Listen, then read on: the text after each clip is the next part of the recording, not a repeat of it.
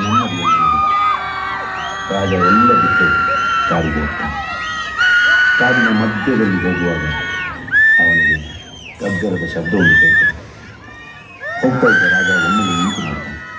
ಆದರೆ ರಾಜನಿಗೆ ಆ ಶಬ್ದ ಕೇಳಿ ಹೆದರಿಕೆ ಆಗುವುದಿಲ್ಲ. ಅಮ್ಮ ತಪ್ಪಿಕೊಂಡ ಹಾಗೆ, ಮಾವ ಪ್ರೀತಿಯಿಂದ ಕರೆದ ಹಾಗೆ ಆಗ್ತದೆ. ಆಗ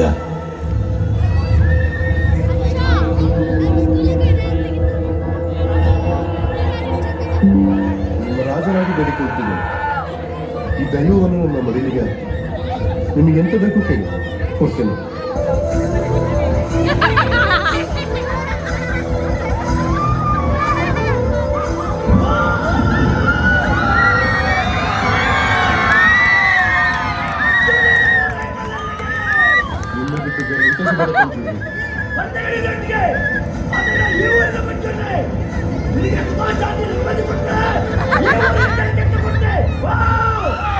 ನೀನೆಂತ ಹೇಳಿದ್ರು ಸಹ ಕೊಡ್ತೇನೆ.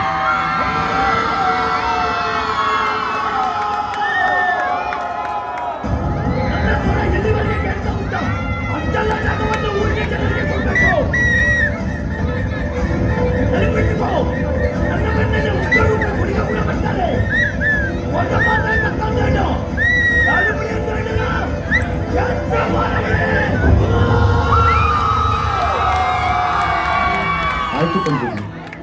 ಅವತ್ತಿನಿಂದ ರಾಜನ ಕುಟುಂಬದಲ್ಲಿ ಸುಖ, ಶಾಂತಿ, ನೆಮ್ಮದಿಗೆ ಕೊರತೆ ಬರಲಿಲ್ಲ. ಊರಿನ ದೈವ ರಾಜನ ಮನೆಯಲ್ಲಿ ಬಿತ್ತು.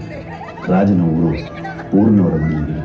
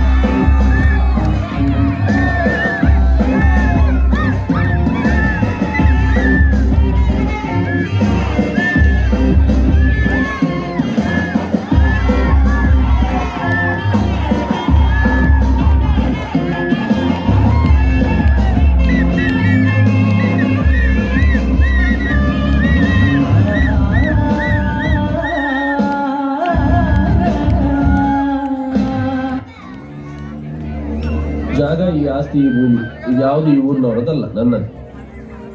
ಇದನ್ನು ನೀನು ನನಗೆ ಹಿಂದಿರುಗಿಸಿ ಕೊಡ್ಬೇಕು. ಬಹಳ ಒಳ್ಳೆ ಪ್ರಾರ್ಥನೆ, ಬಹಳ ಒಳ್ಳೆ ಪ್ರಾರ್ಥನೆ ಗೊತ್ತಿನಾರೆ. ನಿಮ್ಮ ಜಾಗ ನಾನು ಹಿಂದಿರಿಸಿ ಕೊಡ್ತೇನೆ. ಊರಿನವರ ಜಾಗವನ್ನು ನಾನು ನಿಮ್ಗೆ ಹಿಂದಿರಿಸಿ ಕೊಡ್ತೇನೆ. ಆದ್ರೆ ನಾನು ಇಲ್ಲಿವರೆಗೆ ನಿಮಗೆ ಕೊಟ್ಟಂತ ನೆಮ್ಮದಿಯನ್ನು ನೀವು ಹಿಂತಿರಿಸಿ ಕೊಡ್ಬೋದ ಗೊತ್ತಿನಾರೆ. ಈಗ ನಿಮಗೆ ಕೊಡಿಸ್ಲಿಕ್ಕೆ ಆಗುದಿಲ್ವಾ? ತೊಂದರೆ, ಇದರ ತೀರ್ಮಾನ ಎಲ್ಲಿ ಆಗಬೇಕೋ ಅಲ್ಲಿ ಮಾಡಿಸ್ಕೊಳ್ತೇನೆ ನಾನು. ಕೋರ್ಟಿಗೆ ಹೋಗ್ತಿ, ಆದ್ರೆ ನಿನ್ನ ತೀರ್ಮಾನ ಮೆಟ್ಲಲ್ಲಿ ನಾನು ಮಾಡ್ತೇನೆ. ಜಾಗ ಊರಿನವರು, ಅದರ ತೀರ್ಮಾನ ಇವತ್ತಲ್ಲ, ಮುಂದೊಂದು ಕಾಲ ಬರಬೇಕಾಗ್ತದೆ.